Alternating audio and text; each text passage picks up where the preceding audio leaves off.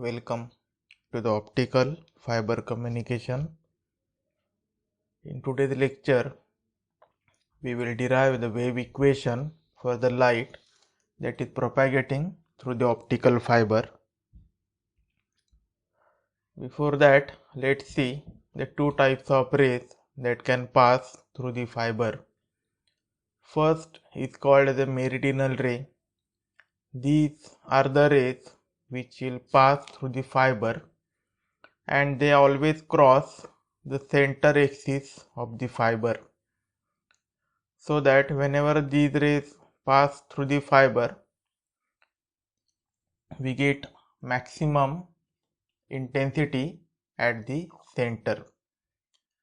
And since they cross the axis of the fiber, it is very easy to track their path. Whatever equations we derived in the previous lecture, they were derived considering the meridional ray passing through the fiber. Second type is called as a skew rays. The skew rays, when they pass through the fiber core, they never intersect the axis of the fiber. They follow the helical path around center axis of the fiber, or we can say they follow a spiral like path around the axis. So as you can see in the front view, they will never cross the center axis of the fiber, but they will move around axis of the fiber. Because of this, tracking their path is quite difficult. So analysis of these rays is quite difficult. So for the analysis purpose, we normally consider the ray is meridional ray. Now if you remember the last lecture, we derived one phase condition for the light ray propagation through the fiber core. So what we derived says that though the ray is incident within the numerical aperture of the fiber, to propagate through the fiber core, it has to satisfy the angle condition. If the ray makes an angle theta, which is satisfying the phase condition, that ray can pass through the fiber. If it is not satisfying the condition, it is not going to propagate even if it is within the numerical aperture of the fiber. So we define the variable m which takes only integer values, or we can say which takes only discrete values. So depend on the values of m, we get discrete values for the angle theta.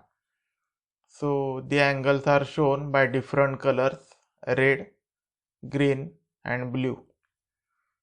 So if we consider three-dimensional plane, we get these circular rings at particular angle, and these angles or these particular angles through which ray can be incident in order to propagate through the fiber, they are called as the modes of the fiber, and m indicates order of the mode.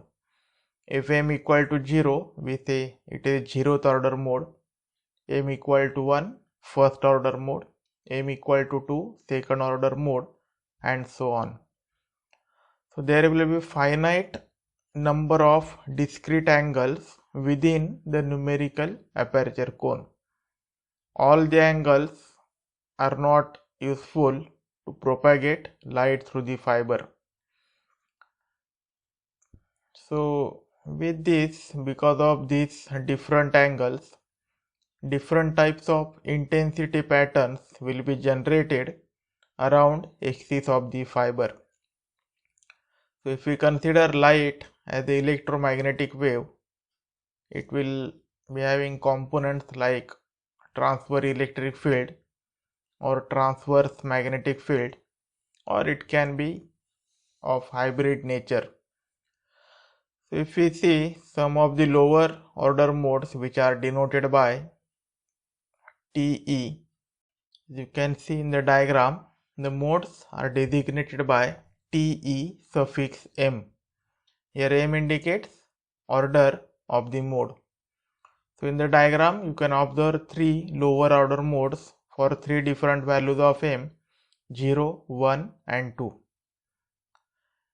M has one more significance, that it indicates the number of zero crossings inside this fiber core.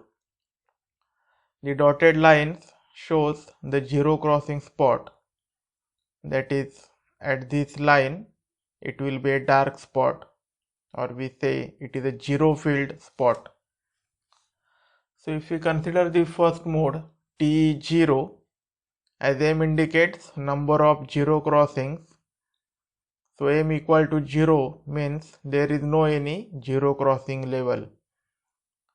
So if you observe the fiber core, the field is maximum exactly at the center of the fiber core, and then as we move towards cladding the field will get reduced, and inside cladding it will be equal to 0, and that field we already defined as a evanescent field, which is always decreasing in nature. So if you observe this pattern, at the center we will have maximum intensity, that is the spot will be the bright spot, and towards cladding the intensity will be reduced.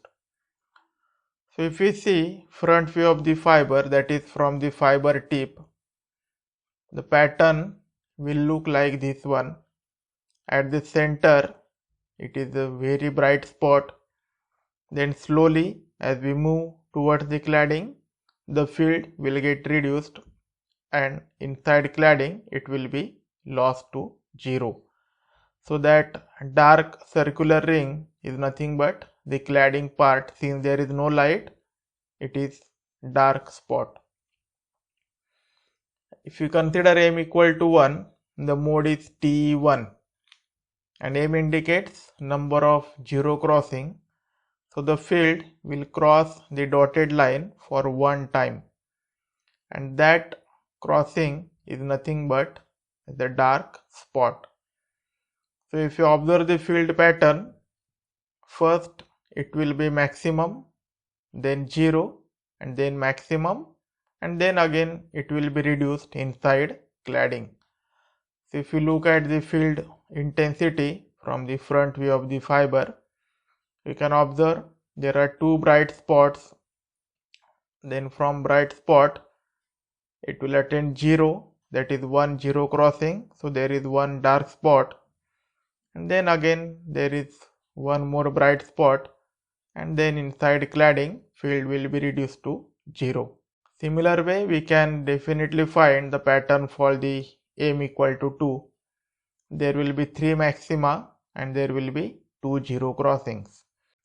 So there will be 3 bright spots with 2 dark spots. First maxima, then 0, second maxima 0, third maxima, and then inside cladding the field will decay to 0. So if we know the value of M, definitely we can get the idea about the field distribution inside optical fiber, or the intensity pattern around axis of the fiber. So that's why we need wave theory of the light to understand these modes in more detail. So let's derive the wave equation for the light that is propagating through the fiber. Initially we considered light as a ray, so some of the phenomena can be explained by considering ray theory, but again the field penetration inside cladding cannot be explained using ray theory. So here we require more advanced theory, that is electromagnetic wave theory. Here we have to consider light as an electromagnetic wave. So we can define three different types. As light is an electromagnetic wave, it consists of electric and magnetic field components. If we assume the light is propagating in the z direction and the electric field component in the direction of propagation is 0, that is Ez component is 0, we say that the electric field is perpendicular or is transverse to the z-axis or the direction of propagation. The wave is called as a transverse electric wave or TE wave. Similarly, if the magnetic field component in the direction of propagation is 0, that is Hz is equal to 0, then we say that magnetic field is transverse to the z-axis and the wave is called as a TM wave or transverse magnetic wave. If any of the component is not moving in the z direction, that is Ez is also 0 and Hz is also equal to 0, then we say that the wave is transverse electromagnetic wave, also called as a TEM wave. So now to study the propagation of light inside optical fiber, we need to consider the cylindrical waveguide structure. As fiber looks like a cylindrical structure, it will be better to apply cylindrical coordinate system to derive the equation for the field inside optical fiber. So let us define the structure. N1 indicates core refractive index, N2 indicates cladding refractive index. The direction of propagation is given by z-axis. A indicates radius of the fiber core. R indicates the radial field component, that is from the center towards cladding. If you are moving in this direction, the R will be increased. So R indicates the radial component and phi indicates the angular component of the field. So let's define few terms. First is epsilon 1 given by epsilon 0 n1 square, which is called as a dielectric constant for the core material. Then we define epsilon 2 as a dielectric constant for the cladding material. Epsilon 0 is called as a free space permittivity, and mu 0, mu 1, mu 2 are called free space permeability. Let's start with the Maxwell's equation for the electric and magnetic fields in a source free medium. So we can write the four equations. Del cross E is equal to minus dou B by dou T. Del cross H is equal to dou D by dou T. Del dot D equal to 0 and del dot B equal to 0, where D is nothing but epsilon E and B is equal to mu H, where this D is called as the electric displacement vector, E is the electric field, B magnetic flux density, H is the magnetic field, epsilon is the dielectric permittivity, and mu is called as magnetic permeability of the medium. So by using these four equations, by performing some mathematical operations, we can obtain the two wave equations. The first equation, del square E is equal to mu epsilon d to E by dt square, and del square H is equal to mu epsilon d2H by dt square. Okay, we are not much interested in the detailed derivation steps, so I am not going to explain all the steps. To find all the steps, you can refer to the electromagnetic wave theory. We are interested in the analysis of the final equation, so I will explain only the important steps, not all the steps in detail. Now to solve these equations, let us replace this E by psi, so we will get one equation. Del square psi is mu epsilon d2 psi by dt square. So now by considering this del square operator, if we use cylindrical coordinate system, then we can expand the wave equation as given by equation 2. So d2 psi by dr square plus 1 by r d psi by dr plus 1 by r square d2 psi by d phi square plus d2 psi by dz square is equal to mu epsilon d2 psi by dt square. Now if we consider all the fields are to be time harmonic with an angular frequency omega, then we can write that component as e raised to j omega t. Then if I differentiate this 2 times, I will get minus omega square psi. So we can conclude that differentiating this psi 2 times is same as multiplying by minus omega square. So if we put this value in equation number 2, we will get final equation in terms of minus omega square mu epsilon psi. Now to solve this equation, we can use the method of separation of variables.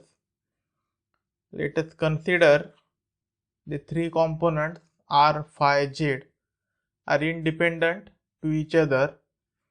So we can write the solution as multiplication of all the three individual components.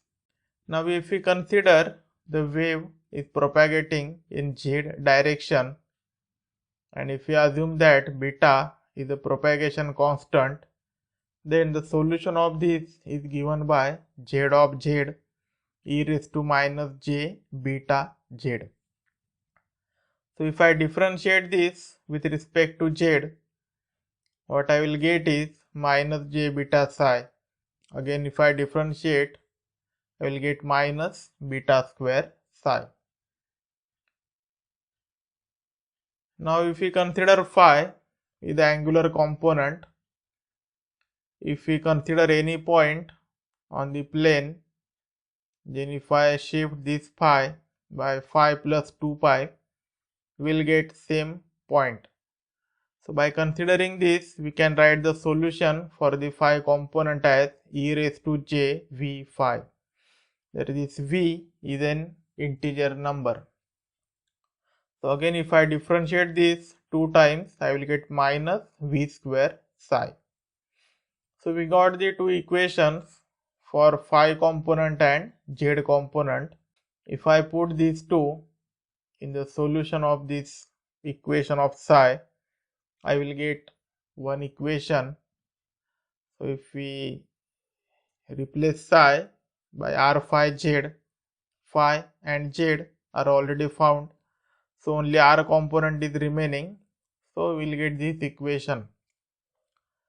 Let us replace this omega square mu epsilon minus beta square by q square, so we will get this equation number 7.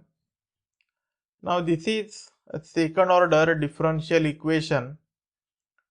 Depend on the parameter q and v, we will get different solutions of this equation.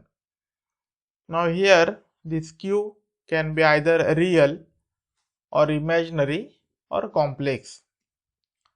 So let us consider the first case, q square is greater than 0, then we can obtain the solution A1 JVQR, where this A1 is any constant and this JVQR is called as a Bessel function. And if you assume Q square less than 0, then you will get the solution which is called as a modified Bessel's function, where B1 is any constant. Here the parameter V is called as order of the solution and QR is called as the argument of the function. Now if we look at the graph, we look at the solutions to the first Bessel function, that is JVQR, then depend on value of V, we get different set of solutions. So when V equal to 0, the solution is J0, V equal to 1, the solution is J1, V equal to 2, the solution is J2, and so on. So for every value of V, we will get different set of solutions. Now as shown in the figure, all the solutions are oscillatory in nature, and this argument R increases, all the solutions will decay towards 0. So if we observe, the solution is for the field which is inside the fiber core. So if we consider the fiber core, the radius of fiber is A. R indicates the radial distance of the core. So whatever we plotted, that is equivalent to the radial field or radial distance. Now R equal to 0 indicates we are at the center of the fiber, and R equal to A indicates we are at the end of the fiber core or at the core cladding boundary. So actually these solutions give how the field will vary as we move from center of the fiber core towards the cladding. Increasing the value of R means moving from center towards cladding. So if you observe the solution for J0, the solution is maximum when R equal to 0. That is, at the center of the fiber, this field will be maximum, and then it will oscillate and it will be decaying as we increase the radial distance. If we consider all other solutions like J1, J2, J3 and so on, all the solutions will start from the 0 at the center of the fiber, and again they will also oscillate and will go on decreasing in nature as we move towards cladding. So this graph gives the solution or the variation of the field inside fiber core as a function of radial distance. The second solution we obtained looks like this. The field is monotonically decreasing. So this field is nothing but the field which exists inside cladding. So here we consider R as the radius of the cladding part. So you can observe in this function the field is not oscillatory, as also in the mode we have seen that the field inside cladding is decaying, it is not oscillating like the field inside core.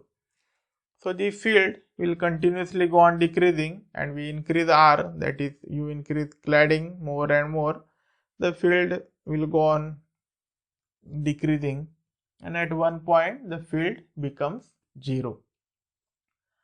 So these two solutions give how exactly the field will vary inside core and inside cladding.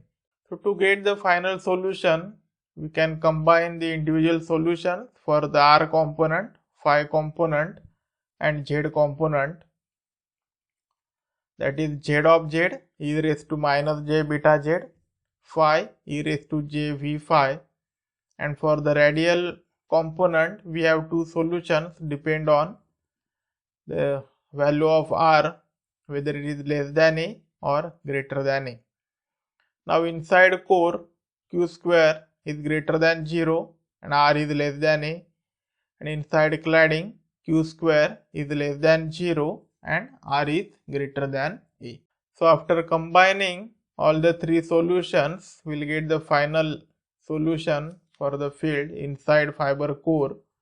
A1 is in constant, Jv, that is Bessel function, e raised to j v phi minus j beta z plus j omega t. And inside cladding we will get what is called as a modified Bessel function.